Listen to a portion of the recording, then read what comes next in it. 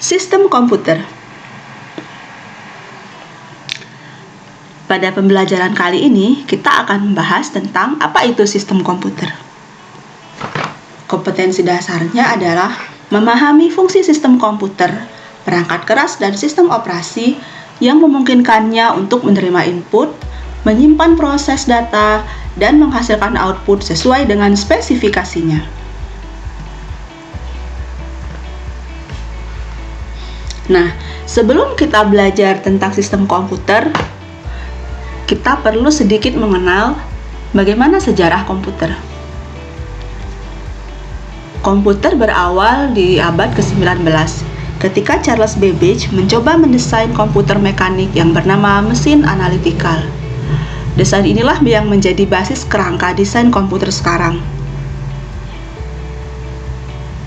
Penemuan komputer ini juga diawali dengan ditemukannya kalkulator atau mesin hitung.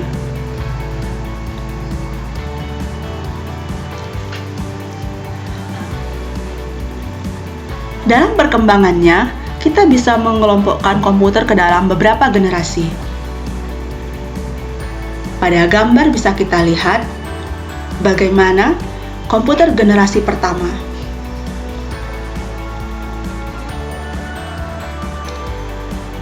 Komputer generasi pertama ini ditandai dengan teknologi vakum tube atau tabung. Ukurannya sangat besar dan masih menggunakan bahasa mesin. Komputer generasi pertama dikembangkan di tahun 1940 sampai tahun 1959. Sedangkan komputer generasi kedua sudah mengalami kemajuan. Ukurannya sudah lebih kecil, kerjanya lebih cepat, dan menggunakan media penyimpanan magnetik. Teknologi yang digunakan adalah teknologi transistor. Komputer ini dikembangkan di tahun 1959 sampai tahun 1960.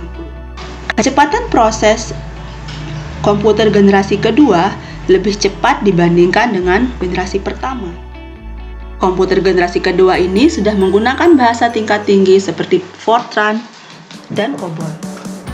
Berikutnya, ada komputer generasi ketiga yang dikembangkan pada tahun 1964 sampai 1980.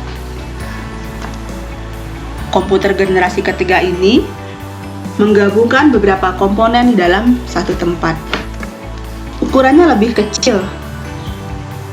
Penggunaan listriknya pun jauh lebih hemat, dengan memori yang lebih besar. Komputer generasi ketiga ini sudah menggunakan teknologi chip atau IC. Dan lebih bagus ya dibandingkan generasi pertama dan kedua. Berikutnya ada komputer generasi keempat yang dikembangkan mulai tahun 1980 sampai sekarang. Komputer generasi keempat ini masih menggunakan IC atau chip.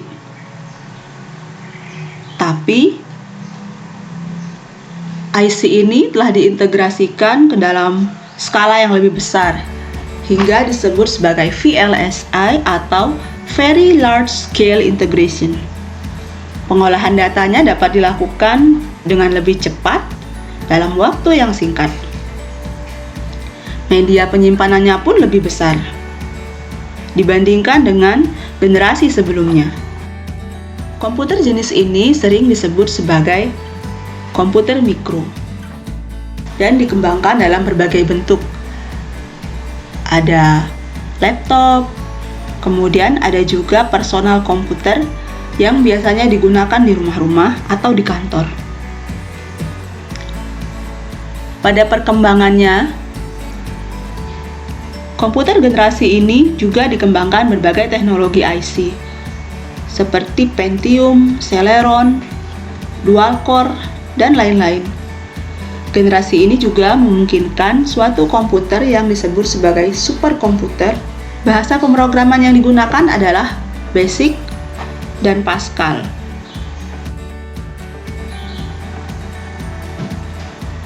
Komputer-komputer ini pun sekarang bisa digunakan oleh banyak orang, dihubungkan oleh jaringan internet, dan juga bisa dibawa kemana-mana. Lalu, Komputer generasi kelima seperti apa? Komputer generasi kelima tentu saja kita harapkan jauh lebih canggih dari generasi-generasi sebelumnya. Pembuatan bentuknya pun justru akan lebih kompleks dari yang pernah kita lihat. Diperkirakan akan banyak unit pengolahan yang bekerja secara serentak untuk menyelesaikan lebih dari satu pekerjaan dalam satu waktu. Tentu juga dengan memori yang jauh lebih besar. Dan yang paling dinantikan adalah integrasi dari kecerdasan buatan atau artificial intelligence dalam komputer generasi ini. Siapa tahu, kalianlah nanti yang akan mengembangkan komputer generasi ini. Komputer adalah perangkat elektronik yang memanipulasi informasi atau data. Kenapa kita menyebutnya dapat memanipulasi informasi atau data? Karena dalam komputer kita bisa melakukan berbagai hal, seperti mengedit dokumen, membuat program, melakukan perhitungan, dan lain-lain. Lalu bagaimana sistem komputer bekerja? Komputer bekerja dengan menerima input dari perangkat input device, kemudian diolah pada proses device, dan hasilnya akan dapat kita lihat pada output devices. Agar dapat bekerja dengan baik, tentu saja komputer harus didukung oleh komponen seperti hardware, software, dan juga brainware. Hardware adalah perangkat keras komputer yang berbentuk fisik sebagai penyusun komputer atau sebagai pelengkap dari komputer sendiri. Hardware dapat dibedakan berdasarkan fungsinya. Yang pertama, ada hardware sebagai perangkat input. Apa saja? Kalian bisa lihat gambarnya di sini. Ada keyboard. Apa gambar nomor 2 ini? Gambar yang nomor 3, 4, 5, 6, 7, dan 8. Ibu yakin kalian sudah sangat sering melihat perangkat-perangkat ini. Jangan lupa tuliskan jawaban kalian di kolom komentar ya. Setiap perangkat input ini memiliki fungsi yang berbeda-beda. Setiap perangkat input ini secara umum memiliki fungsi untuk memasukkan data dalam komputer. Yang kedua, ada yang namanya storage device. Storage device atau media penyimpanan adalah perangkat komputer yang bisa kita gunakan untuk menyimpan data.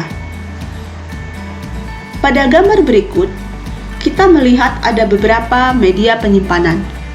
Yang pertama ada hard disk. Hard disk biasanya ada di dalam komputer, atau jika untuk menambah kapasitas, biasanya kita juga bisa menggunakan hard disk eksternal. Berikutnya ada flash disk. Flash disk ini sangat mudah dibawa kemana-mana karena ukurannya pun kecil. Yang lain ada CD atau DVD, kemudian ada juga disket. Perhatikan gambar-gambar yang ada di sini. Dapatkah kalian mencari informasi dari gambar-gambar media penyimpanan berikut?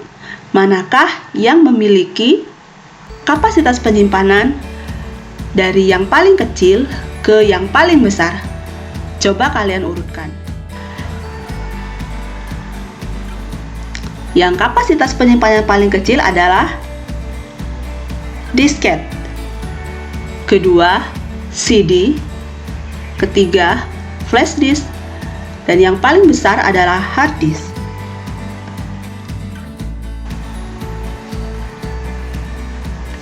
Berikutnya ada output device atau perangkat keluaran.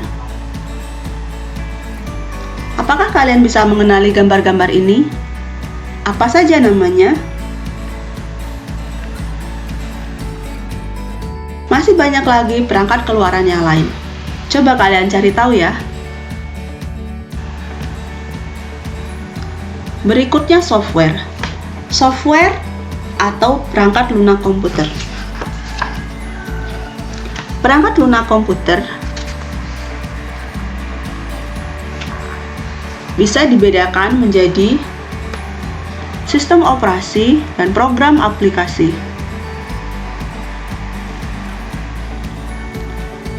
Ditambah lagi ada utility program. Sistem operasi bisa kita analogikan sebagai rumah dari semua program aplikasi. Kita tidak akan dapat menginstal aplikasi jika kita tidak menginstal sistem operasi terlebih dahulu.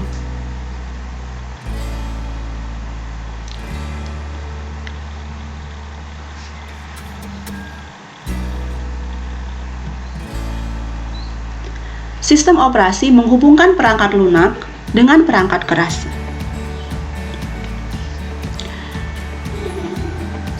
Beberapa sistem operasi yang kita kenal seperti Windows, kemudian Linux, DOS, dan saat ini yang sangat banyak dikembangkan di telepon genggam adalah Android.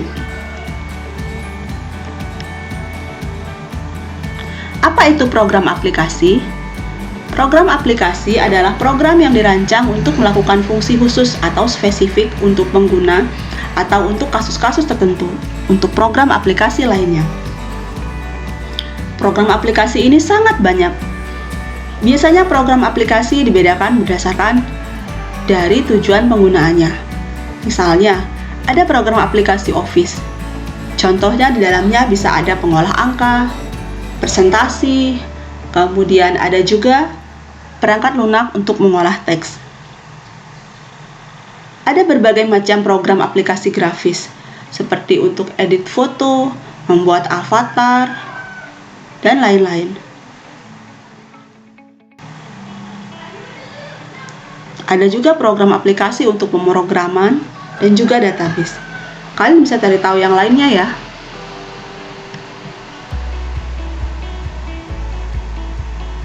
Yang terakhir, setelah sistem komputer disusun oleh hardware dan software, tentunya harus ada brainware sebagai pengguna atau orang yang menjalankan program-program yang ada di dalam komputer. Brainware sendiri dibagi menjadi beberapa. Ada sistem analis, ada operator, ada pengolah database, dan ada juga EDP atau entry data point. Brainware ini jenisnya juga banyak ya. Coba kalian cari tahu lagi yang lain.